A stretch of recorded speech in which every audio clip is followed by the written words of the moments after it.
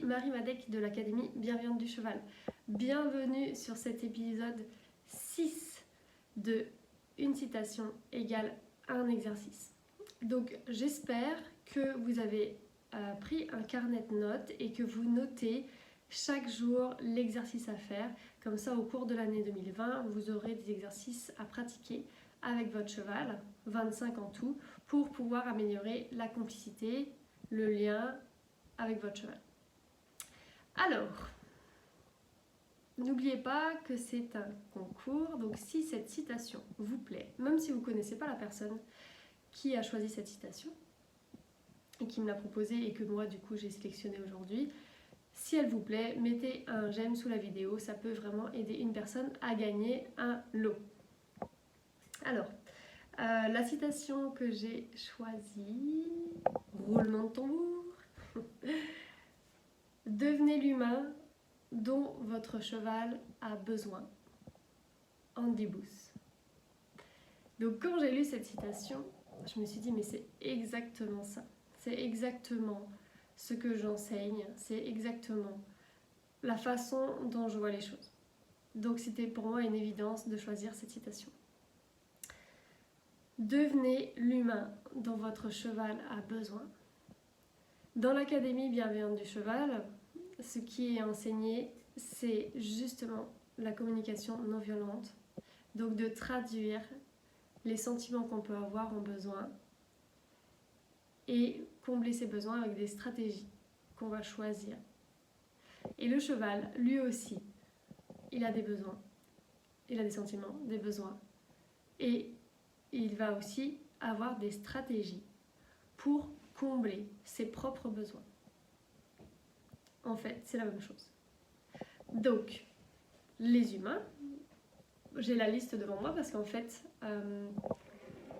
donc là on est sur mon bureau, et la liste, elle est là. Donc, comme vous le savez, je déménage le 8, à l'épisode 8, vous ne verrez plus ce fond. Et j'ai tout enlevé ma décoration. J'ai tout enlevé, sauf la liste des besoins. Donc ça montre quand même à quel point c'est très important de connaître ses besoins pour pouvoir se responsabiliser, trouver des stratégies en lien avec nos besoins. Et donc le cheval, il le fait aussi instinctivement. Il a peur, il a un besoin de sécurité et il va trouver des stratégies pour combler son besoin de sécurité. Sauf que les stratégies que le cheval va choisir parfois, ça ne va pas être des stratégies qui vous conviennent. Par exemple, le cheval, il a peur, il ne se sent pas en sécurité avec vous. Et donc, il arrache la longe pour partir et il va se sentir en sécurité en retournant dans le pré, par exemple. C'est une stratégie qui lui convient à lui pour combler son besoin de sécurité, mais qui ne vous convient pas à vous, parce que ça ne comble pas votre besoin à vous. Donc ça peut être votre besoin, ça peut être le besoin de confiance, que le cheval reste près de vous quand vous l'éloignez des copains. Et donc, dans une relation avec son cheval, on va chercher à faire ce qu'on appelle du et. Combler le besoin du cheval, ou les besoins du cheval, et combler nos besoins à nous. Et à partir du moment où vous sentez que votre relation avec votre cheval, il y a quelque chose qui ne va pas, il y a forcément un besoin qui n'est pas comblé quelque part. Si vos besoins à vous sont comblés, ça vient sans doute de lui du coup, parce que vous n'êtes que deux. Et si lui, ses besoins sont comblés et que vous vous sentez pas bien quand même, et bien ça vient de vous. Donc ça, on ne peut pas vraiment déterminer avec un cheval parce qu'on n'a pas la chance de pouvoir lui parler ou de lui demander. Par contre, on va pouvoir tester des stratégies. Donc avec les humains, on peut le demander. Par exemple, je demande à mon conjoint, quand là tu es en colère, est-ce que c'est parce que tu as besoin de? Et lui, il peut me dire, mais non, pas du tout, c'est pas ça, j'ai besoin de ci. Et donc, une fois que le besoin est trouvé, on peut trouver une stratégie en commun pour que son besoin soit comblé. Faire du et. Ah, donc avec le cheval, on ne peut pas lui dire, bah tiens, est-ce que c'est parce que tu as besoin de sécurité, etc. On ne peut pas utiliser la langue. Mais on peut tester des stratégies. Si le cheval, c'est le besoin de sécurité qu'il a, eh ben on va pouvoir tester des stratégies pour voir si c'est celui-là. Si c'est le besoin de confort qu'il a, il veut juste se sentir confortable, on va pouvoir tester des stratégies qui, on pense, peut lui amener du confort. Mais si on est là, bon, moi je crois que mon cheval, il me trouve pas confortable. Et on essaye des stratégies de confort, alors qu'en fait le cheval, c'est pas ça qu'il a besoin, c'est de la sécurité, et bien ça marchera pas. Et donc c'est pour ça qu'on se retrouve avec des personnes qui font un savoir-faire précis, qui font des techniques, des méthodes un peu de partout, parce qu'il existe des dizaines et des dizaines de méthodes pour éduquer son cheval, mais qui n'y arrivent pas et qui me disent « je ne comprends pas, j'utilise cette technique, elle ne fonctionne pas ». C'est pas la technique qui fonctionne pas, c'est que tu es en train d'essayer de combler le besoin de confort alors que c'est la sécurité que ton cheval a. Ou c'est que tu essayes de combler ton besoin de respect à toi parce que ton cheval est en train de te mordre, alors qu'en fait ton cheval est en train de t'expliquer qu'il est stressé parce qu'il a super faim. Il a juste besoin de manger. Donc, en fait, les chevaux ont aussi toute une liste de besoins. Donc, tous les besoins, par exemple, de subsistance. Ils ont aussi des besoins interrelationnels, donc le fait d'être en troupeau, d'interagir avec leurs compagnons là, de près. Ils ont besoin donc de sécurité, ils ont besoin de confort. Ils ont des besoins en fait, comme nous, donc il n'y a pas de liste officielle pour le moment parce que c'est pas simple de faire une liste comme ça pour des animaux. Mais vous pouvez vous inspirer de la liste des humains qui est une liste universelle. On a tous, en tant qu'humains, les mêmes besoins. On se retrouve tous aux mêmes besoins. Donc on n'a pas les mêmes stratégies pour combler les besoins, ce qui fait qu'il y a des conflits. Certaines personnes vont se battre pour combler les mêmes besoins avec des stratégies différentes et c'est dommage quelque part parce qu'elles ne se comprennent pas. Mais voilà, donc en fait, les conflits peuvent venir du coup de différences de stratégies pour combler les mêmes besoins. Alors qu'avec les chevaux, quand le cheval a ses besoins qui sont comblés, il est posé et il n'y aura pas de conflit. C'est pour ça que la relation avec les chevaux peut paraître plus facile pour certaines personnes parce qu'il n'y aura pas ce conflit-là de valeurs, etc. Le cheval, ce qu'il a besoin, c'est de se sentir comblé, donc se sentir en sécurité, c'est-à-dire de ne pas avoir peur, être en confiance. Il a besoin de confort, donc d'être bien dans son corps, dans sa tête. Et aussi, bien sûr, tous ses besoins de base.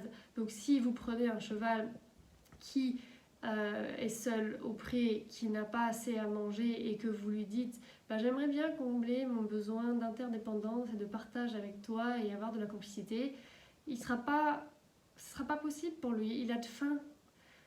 Donc vous, est-ce que quand vous avez envie d'aller aux toilettes, mais vraiment une envie énorme et que vous avez vraiment hyper faim, est-ce que vous avez envie de partager un bon moment avec des amis? Non. En fait, il y a des besoins qui font qu'on ne peut pas dire oui à d'autres besoins si les besoins de base ne sont pas comblés en fait. Donc ça, c'est la première chose que je regarde dans l'académie quand les gens me disent j'ai un problème, mon cheval a tel et tel comportement. On va d'abord voir les besoins de base et ensuite on va travailler sur les besoins relationnels entre l'homme et le cheval. Donc quel exercice vous allez faire aujourd'hui? Donc déjà, la première chose, c'est que je vous demande d'aller sur Google et de regarder un peu ce que vous pouvez trouver sur les besoins des chevaux. Donc faire votre petite recherche. Ce que j'aime faire avec les étudiants de mon académie, c'est de les faire réfléchir, de les faire s'impliquer dans leur relation avec leur cheval et donc d'étudier. En fait, je les invite à faire ce que moi je fais. Je suis toujours à regarder, à lire des livres, à me renseigner, à regarder des vidéos, à voir un petit peu si je peux m'améliorer ou découvrir des nouvelles choses ou des nouvelles stratégies. On va dire fournir ma grosse caisse à outils qui est déjà bien fournie. Et donc là aussi, si vous regardez cette vidéo, c'est que vous êtes intéressé par améliorer votre relation avec votre cheval et vous êtes intéressé par communiquer d'une manière encore plus fine avec lui. Et donc là, ce que je vous invite à faire aujourd'hui, c'est vraiment de vous ouvrir et de vous mettre à vous impliquer dans votre relation en faisant des recherches. L'exercice du jour, concret avec votre cheval, ça va être pour combler son besoin de sécurité. Donc j'ai choisi ce besoin-là parce que c'est un des besoins qu'on retrouve le plus. Et aussi parce que je me laisse inspirer par ce qui m'arrive dans ma vie et dans les cours que je donne au quotidien. L'exercice m'a été inspiré par un cours que j'ai donné hier. Vous allez dans le pré, si votre cheval est au pré. S'il est au paddock, vous faites dans le paddock. Vous allez, alors que votre cheval se sent plutôt bien, il est là en train de brouter tranquille, ou il est en train de somnoler un petit peu, ou voilà, il est tranquille. Vous allez vous placer au niveau de son épaule, sur son œil gauche, à peu près 1 mètre de son épaule. Donc vous pouvez être incliné vers lui, c'est-à-dire donc être face à lui, au niveau de l'épaule, ou incliné dans l'autre sens, donc comme si vous regardiez comme lui, en fait, donc droit. Ça, c'est vous qui choisissez selon votre propre sentiment de sécurité. Si vous vous sentez en sécurité en ne le regardant pas, finalement, vous pouvez le faire. Si vous ne vous sentez pas en sécurité, ou n'oubliez pas qu'on fait du et donc vous allez le regarder en face. Donc en regardant son épaule, mais vous voyez son corps. Comme ça, si le cheval prêt et bouge, vous pouvez bouger pour ne pas vous faire marcher dessus. Donc ça se fait en liberté. Vous mettez donc à 1 mètre. Et là, vous allez ne pas bouger pendant quelques secondes.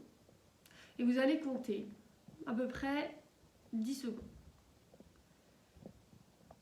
Au bout de 10 secondes, vous allez marcher et vous allez passer devant la tête de votre cheval pour vous placer exactement au même endroit mais de l'autre côté. Et là, vous allez faire aussi 10 secondes. Voilà. Et ensuite, vous repassez devant et vous revenez à l'endroit initial où vous restez aussi 10 secondes. Voilà. Si votre cheval bouge, comment est-ce qu'on fait du coup? Eh bien, vous allez marcher pour vous retrouver à la place où vous vouliez être. Donc, par exemple, vous êtes sur l'œil gauche au niveau de l'épaule. Votre cheval, au bout de 5 secondes, il bouge. Et bien, vous allez vous dire, bon bah moi, je veux être vraiment à cette place-là pendant 10 secondes. Et donc, vous allez marcher.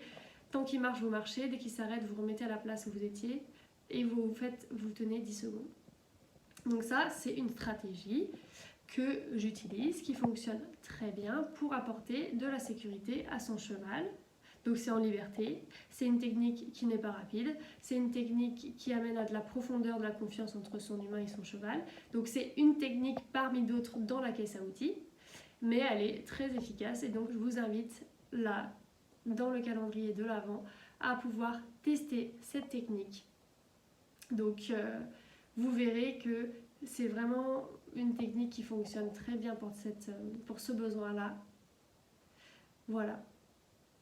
Donc n'hésitez pas au fur et à mesure des jours, des épisodes, de me donner des feedbacks si vous avez testé un exercice, si l'exercice a été concluant ou si votre cheval a réagi d'une manière où c'était pas facile en fait pour lui de dire oui. Et donc si vous avez des questions, n'hésitez pas à me les poser en commentaire.